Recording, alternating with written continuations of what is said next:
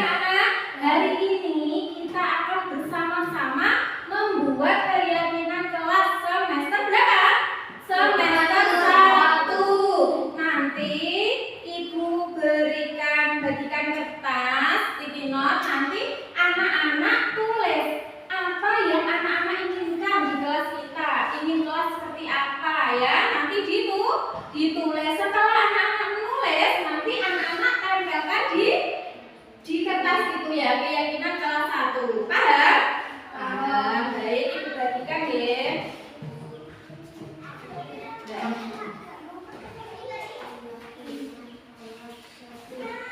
Siapa yang tidak bawa pensil? Saya.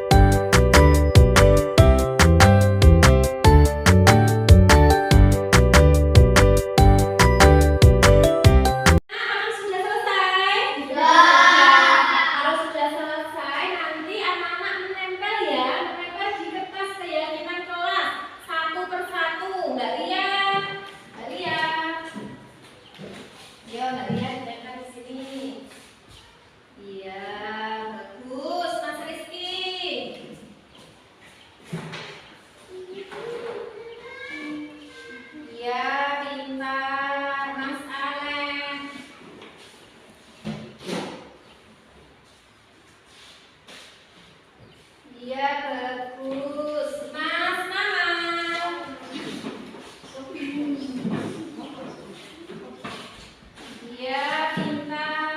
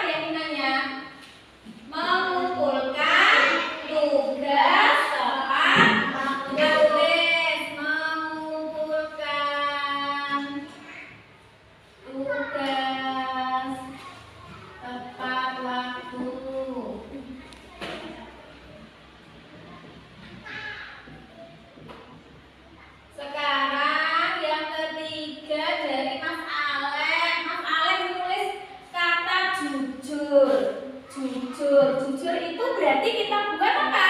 Keyakinan kelas kita. Jujur dalam bertindak. Iya betul, jujur dalam bertindak atau berbuat. Guru tulis ya, jujur dalam berbuat atau bertindak. Nomor 4 punyanya Mas Manal ya.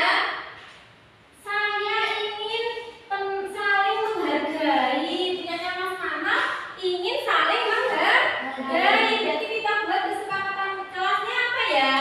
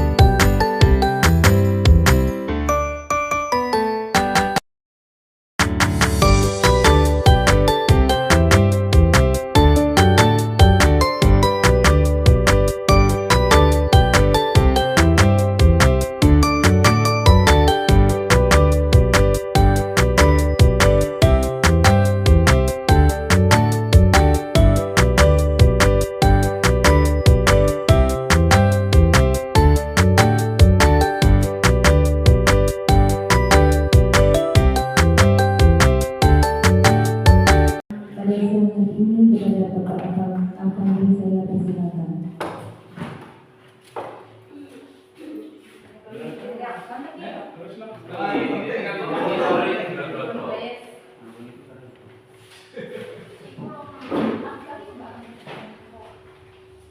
Assalamualaikum warahmatullahi wabarakatuh. Bismillahirrahmanirrahim. Alhamdulillahirabbil alamin wa bihi nasta'in 'ala umuri din. La haula wa la quwwata illa billahil aliyyil azim. Wa bismillah wa yassir li amri wa hlul 'uqdatam min lisani yafqahu qawli. Amma ba'du. Kepada Bapak Ibu guru SDN 2 Labuan yang saya hormati, kepada tamu undangan yang saya hormati pula, tidak lupa kepada Bapak Ibu guru CGP yang hari ini melaksanakan diseminasi budaya positif CGP angkatan ke-11.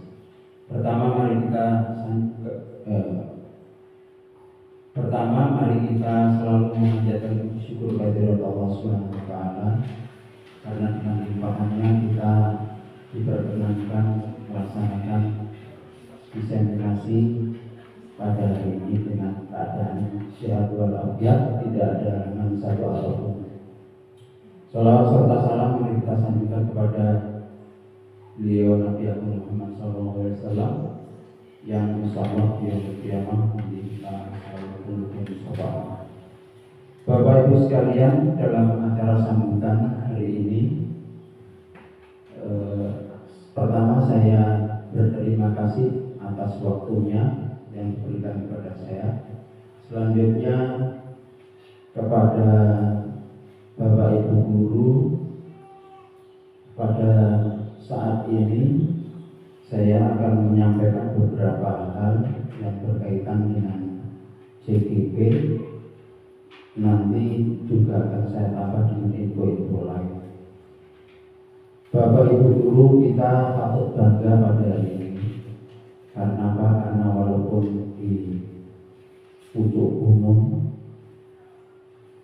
SD kita termasuk SD kecil, tidak seberapa, muridnya pun tidak seberapa, tapi alhamdulillah dalam angkatan yang bersama angkatan 11 ini SD kita diberikan kepercayaan langsung ada 3 CGP sekaligus.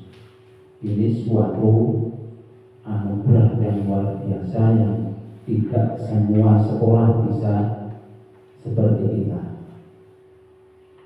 Biar kita umpamanya tidak ada murid kita hanya sedikit, tidak apa-apa, yang penting kualitasnya bagus. Kenapa saya kok ngomong kualitasnya bagus? Ini dengan adanya guru CGP calon guru penggerak dengan metode mengajar dan gaya mengajarnya yang diterima dari CGP, insyaallah ada perubahan yang mungkin perlu diimplementasikan dalam pembelajaran di SDN 2 Labuan. Harapan saya semoga Bapak Ibu yang lain yang saat ini belum bisa ikut CGP nanti pada angkatan berikutnya bisa mengikuti CGP, sehingga kalau bisa program kita di sekolah SDN 2 Labuan itu kalau bisa menjadi sekolah penggerak. Sekolah penggerak itu sekolah yang setidaknya atau bahkan semuanya guru sudah GP, guru penggerak, bukan CGP lagi tapi sudah guru penggerak. Selanjutnya perkenankan pada saat ini sebelum saya resmikan untuk pembukaannya, saya akan menyampaikan beberapa info yang penting yang perlu Bapak Ibu ketahui. Pada minggu-minggu yang kemarin itu sudah kita laksanakan kegiatan Agustusan yang sangat menyita waktu dan tenaga. sehingga kita kadang-kadang sampai kelelahan, bahkan kadang-kadang sampai sedikit ada istilahnya sakit. Tapi nggak apa-apa, itu hanya sekelumit saja, karena kita kalau kita bandingkan dengan perjuangan para pahlawan kita, itu tidak ada apa-apanya. Perlu Bapak Ibu ketahui, kemarin ada informasi bahwa yang pertama untuk P3K di sambutan saya tidak hanya untuk yang CDP, tapi karena kedudukan saya sebagai kepala sekolah, sehingga saya juga perlu memberi info kepada Bapak Ibu guru yang lain. Dalam kesempatan ini, Assalamualaikum warahmatullahi wabarakatuh. Waalaikumsalam warahmatullahi wabarakatuh. Selamat siang Bapak Ibu guru SD 2 Labuan. Siang. Apakah sudah ngantuk? Apa masih semangat? Sudah ngantuk ya? Baik, kalau begitu untuk iya sudah sabar ya Bu. Coba untuk ngetes ya Bapak Ibu guru ini masih fokus apa tidak? Kalau saya bilang tepuk tangan 1, berarti tepuk tangan 1 ya. Kalau tepuk tangan 2, tepuk tangan 3, dan selanjutnya deh. Tapi kalau saya bilang tepuk 2, jadi Bapak Ibu guru tepuk apa tidak? Tidak ya. Kalau tidak ada tangannya, berarti Bapak Ibu guru tidak usah tepuk. Kalau saya bilang tepuk 4, berarti tidak usah tepuk. Nanti Bapak Ibu guru yang tepuk, berarti Bapak Ibu guru sudah tidak fokus, sudah capek. Iya, kita mulai coba. Tepuk tangan 1, tepuk tangan 2, tepuk tangan 3, tepuk 5, tepuk 1. Baik, terima kasih. Berarti Bapak Ibu guru semua masih fokus. Baik, Bapak Ibu guru, melanjutkan tadi rekan CGP saya sudah menyampaikan sedikit tentang konsep-konsep inti menciptakan budaya positif. Hari ini saya akan melanjutkan diseminasi, yaitu tentang keyakinan kelas dan juga kebutuhan dasar manusia. Untuk konsep-konsep inti dari menciptakan budaya positif itu sendiri ada 6. Yang pertama yaitu disiplin positif, yang kedua motivasi perilaku manusia, yang ketiga keyakinan kelas, yang keempat kebutuhan dasar manusia, yang kelima posisi kontrol seorang guru, dan yang terakhir segitiga restitusi.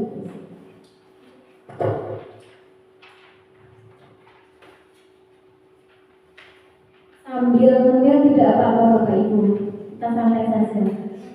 Nah, materi yang akan saya sampaikan yaitu tentang keyakinan kelas. Ada 2 pertanyaan pemantik. Yang pertama, mengapa di Indonesia itu ada peraturan untuk memakai helm? Kira-kira itu untuk apa, guys? Siapa yang tahu? Coba di tangan. Apa, Pak? Iya, ada yang lain. Kenapa kok kita itu harus memakai helm? Apa Bu Murianti? Iya, apa Bu Murianti? Tidak panasan. Ada lain? Yang lain?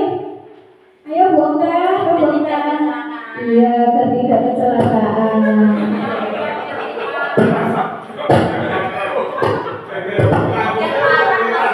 Ya, semoga kita selalu diberikan keselamatan ya Bu. Saya langsung dulu jawabannya. Tadi Pak ini apa Pak untuk keselamatan umur yang agar tidak kepanasan. Ini yang wajahnya glowing takut kepanasan itu. Yang ketiga bongkar tadi agar tidak kecelakaan. Aku dulu ya. Yang kedua, pertanyaan yang kedua, mengapa kok kita itu memiliki peraturan tentang kebiasaan. Kira-kira itu untuk apa? Kok ada peraturan kok? Kenapa kita itu harus memakai masker dan juga harus mencuci tangan? Kira-kira kenapa ya? Ada yang tahu? Agar tidak terkena gangguan pernafasan dulu. Iya, betul. Menutupi muka, Bu. Agar menutupi muka, kata Pak Arifin. Ada lagi? Jaga kesehatan. Iya, bisa untuk menjaga kesehatan. Baik, kira-kira jawaban Bapak Ibu itu sudah betul apa belum ya? Mari kita lihat di slide selanjutnya. Monggo Bu. Nah, ini adalah jawaban dari pertanyaan pemantik tadi.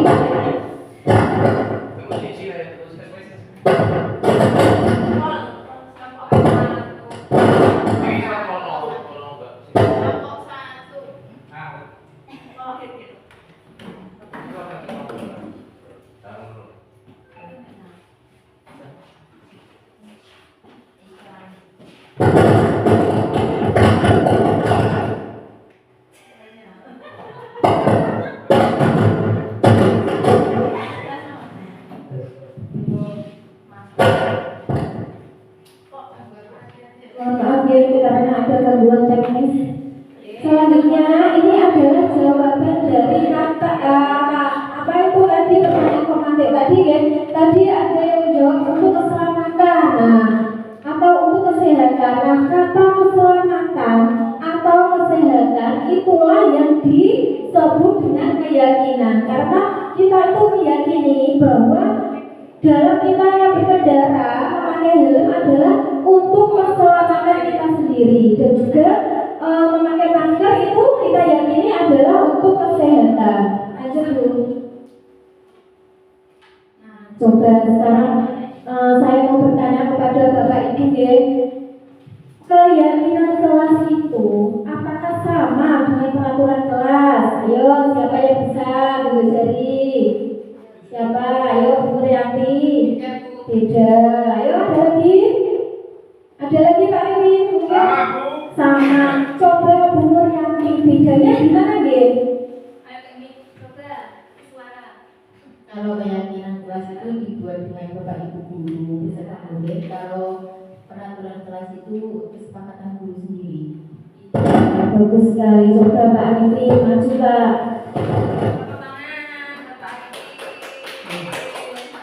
Tadi jenengan bilang peraturan kelas dan keyakinan itu sama. Coba tolong dijelaskan.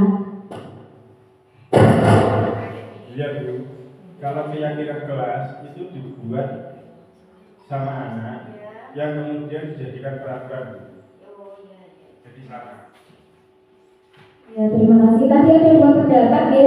Bu Marianti itu bilang bahwa peraturan dan keyakinan itu beda. Sedangkan Pak Arifin itu sama. Coba mari kita cross check Bu. Coba lanjut. Nah, coba kita perhatikan tabel di ini ya, slide ini ya. Ada peraturan kelas dan keyakinan kelas. Ternyata Bapak Ibu, saya juga baru tahu mengikuti CGP ya. Ternyata peraturan kelas dan keyakinan kelas itu berbeda. Perbedaannya adalah jika peraturan kelas itu dibuat hanya guru yang membuat. Jadi di kelas itu hanya guru yang membuat. Jadi guru itu menulis di kelas saya bisa tidak boleh telat, jangan makan di kelas, tidak boleh rame. Itu hanya guru sendiri tanpa ada persetujuan dari murid-murid. Sedangkan di keyakinan kelas itu dibuat bersama-sama antara guru dan murid. Jadi di kelas itu guru membuat keyakinan kelas itu bersama dengan anak-anak. Jadi kita itu sepakat dengan anak-anak membuat keyakinan di kelas kita. Jadi itu perbedaannya ya. Nah, berarti pengertian keyakinan kelas adalah kesepakatan yang dibuat bersama antara guru dan siswa untuk menciptakan lingkungan belajar yang positif dan produktif di dalam kelas. Nah, kita itu membuat keyakinan saya mau tanya dulu ya, Bapak Ibu kemarin sudah membuat keyakinan kelas atau belum ya? Keyakinan sama kesepakatan sama ya. Sama, sudah. Nah, itu Bapak Ibu guru membuat sendiri atau bersama-sama siswa? Nah, kalau begitu kita lanjutkan ya. Setelah kita mengetahui apa itu keyakinan kelas, kita belajar tentang tujuan keyakinan kelas. Jadi setelah kita membuat keyakinan kelas, ada 3 tujuannya. Yang pertama yaitu untuk menumbuhkan rasa tanggung jawab dan komunikasi yang efektif antar siswa dan guru. Jadi yang pertama, kita kan sudah membuat keyakinan kelas, nanti dibacakan, setelah itu kita print dicatat di kelas. Jadi anak-anak itu tahu, misalkan datang tepat waktu. Jadi anak-anak itu dalam dirinya sudah menanamkan tanggung jawab untuk masukku jam 7 sampai telat soalnya keyakinan kelasku masuknya jam 7 dan sebagainya ya. Yang kedua, menumbuhkan budaya positif pada siswa dengan pembentukan keyakinan kelas. Jadi setelah kita membuat keyakinan kelas bersama siswa, nah siswa itu tahu misalnya sebelum masuk harus baris. Jadi sudah otomatis ada bel, guru tidak usah ngoyak-ngoyak siswa, siswa sudah teratur bisa berbaris, kemudian berdoa. Ada juga siswa juga tertib mengumpulkan tugas tepat waktu dan sebagainya ya. Yang ketiga yaitu menciptakan pembelajaran yang aman dan tentram bagi warga kelas. Dengan adanya keyakinan kelas dapat pembelajaran kita menjadi pembelajaran yang aman dan tentram. Lanjut dulu. Nah, dalam membuat keyakinan kelas ada 6 langkah-langkah deh. Yang pertama yaitu guru mengajak siswa mengungkapkan keinginannya untuk mewujudkan kelas impian. Yang kedua, meminta siswa menuliskan apa yang mereka pikirkan dan inginkan tentang kelasnya dalam belajar. Yang ketiga, siswa menuliskan tentang kelas impian mereka. Yang keempat, hal-hal yang tertulis tentang kelas impian dibaca satu persatu. Kemudian guru dan siswa berdiskusi membahas impian-impian tentang kelas yang sudah mereka tulis. Yang keenam, guru dan siswa membaca hasil kesepakatan kelas.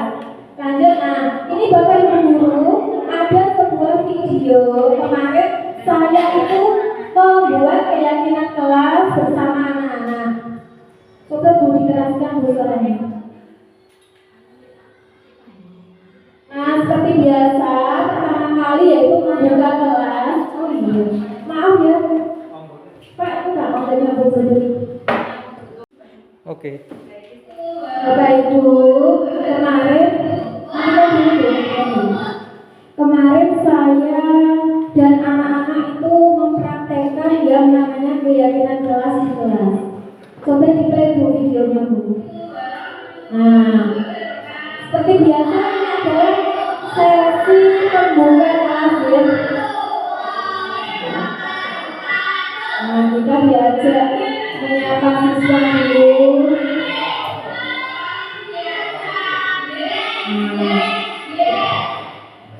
Biar anak-anak lebih semangat, kita kasih SPP ya.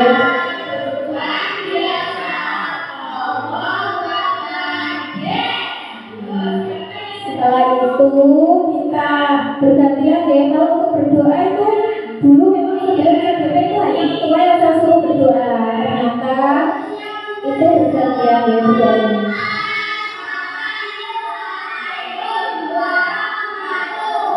Disini saja tuh berdoanya. Itu singkat saja berdoanya. Kita langsung saja.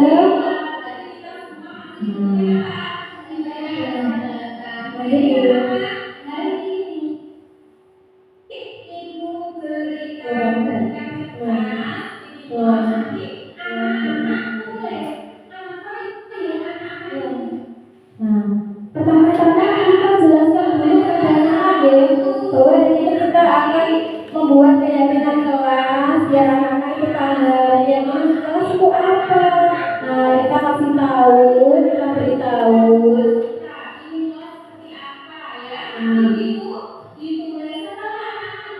Nah setelah anak-anak tulis, kita memandu anak-anak untuk menempelkan di kertas keyakinan kelas.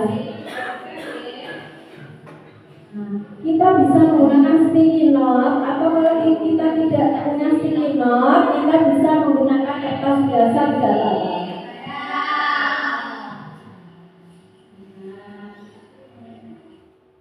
Ini anak-anak sedang menulis keyakinan kelas mereka.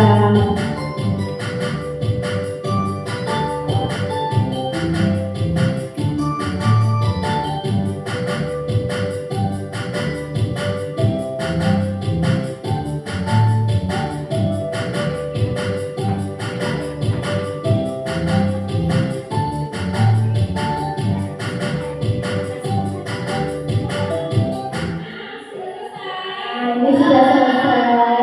Kita pandu anak-anak untuk menempelkan satu persatu di kertas keyakinan kelas.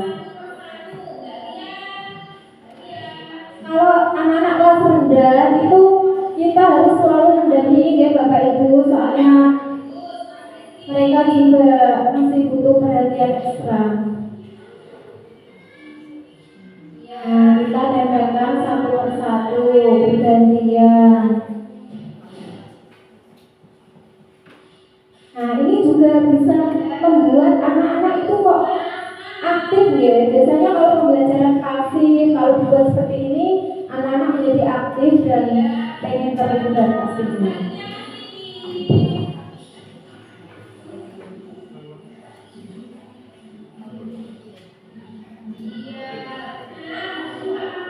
Nah, selanjutnya setelah anak-anak menempel, kita bacakan satu persatu.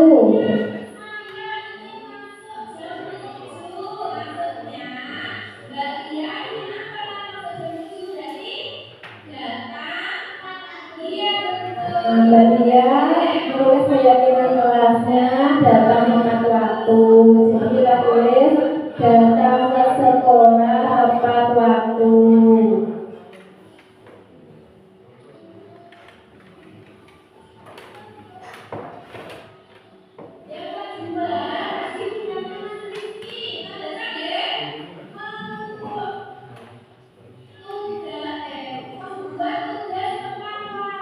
Nah, yang kedua ini dari Mas Rizky, dia membuat keyakinan kelas, mengumpulkan tugas tepat waktu, kemudian dia tulis.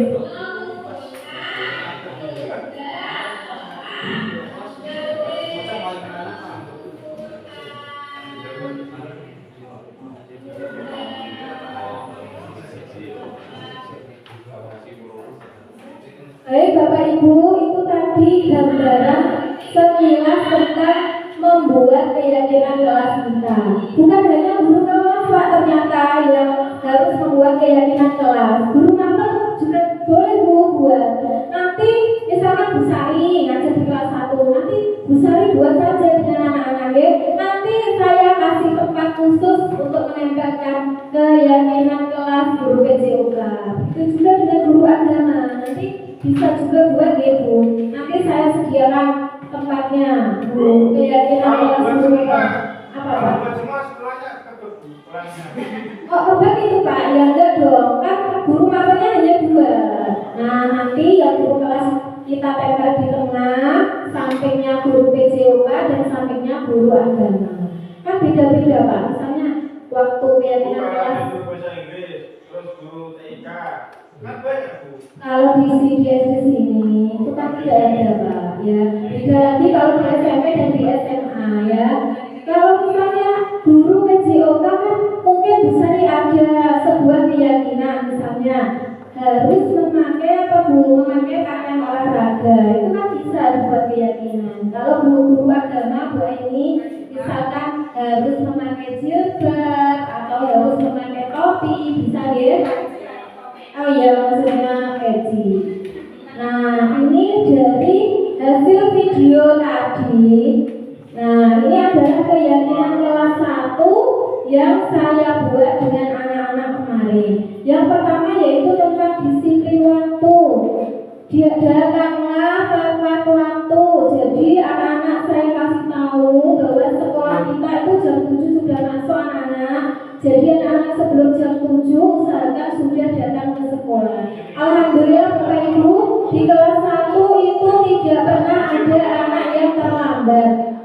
Yang kedua, mengumpulkan tugas tepat waktu. Jadi anak-anak saya kasih pengertian bahwa kita itu punya keyakinan mengumpulkan tugas tepat waktu, baik PR, terus tugas-tugas yang lain. Yang ketiga yaitu bersikap sopan. Saya itu menanamkan siswa berkarakter yang salah satunya adalah bersikap sopan.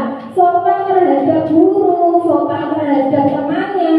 Yang keempat yaitu menjaga kebersihan lingkungan kelas. Jadi saya tanamkan kepada anak-anak bahwa kita harus menjaga lingkungan kelas. Terutama biasanya anak-anak kecil itu kalau makan jajan dibuang plastiknya dibuang di laci. Alhamdulillah sekarang sudah tidak ada lagi yang membuang di laci.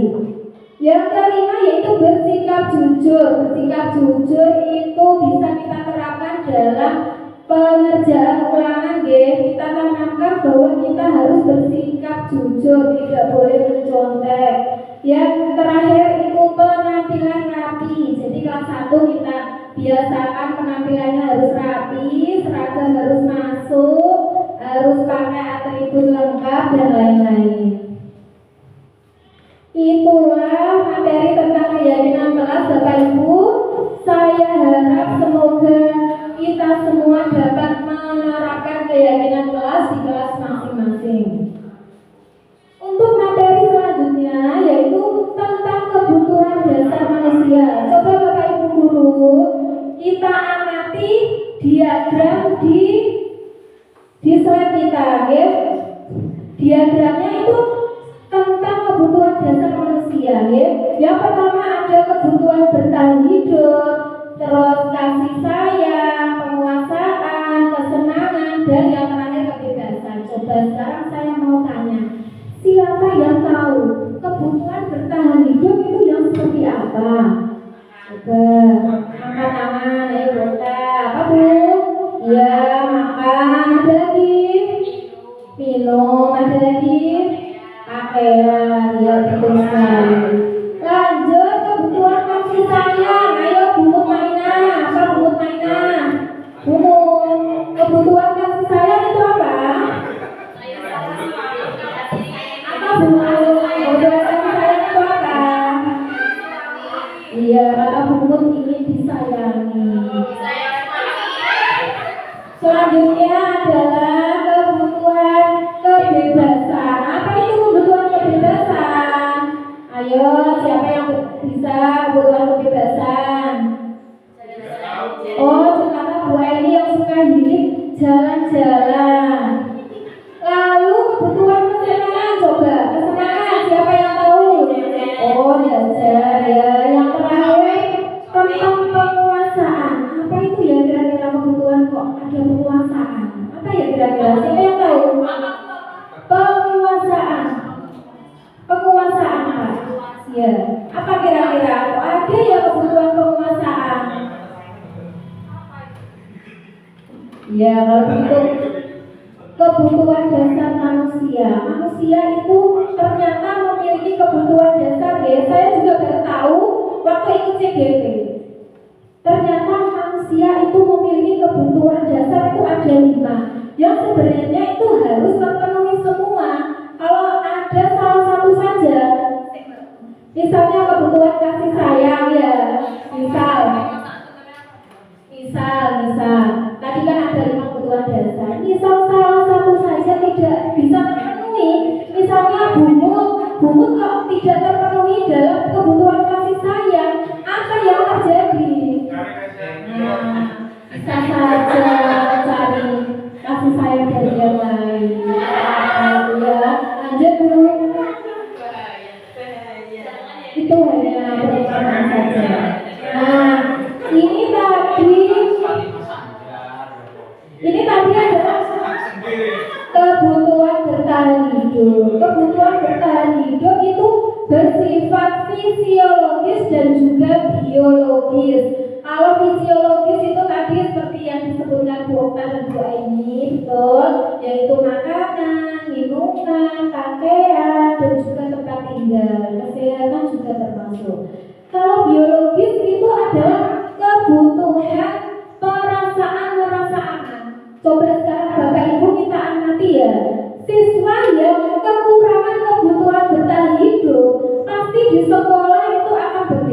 dengan siswa yang kebutuhan bertahan hidupnya sudah terpenuhi.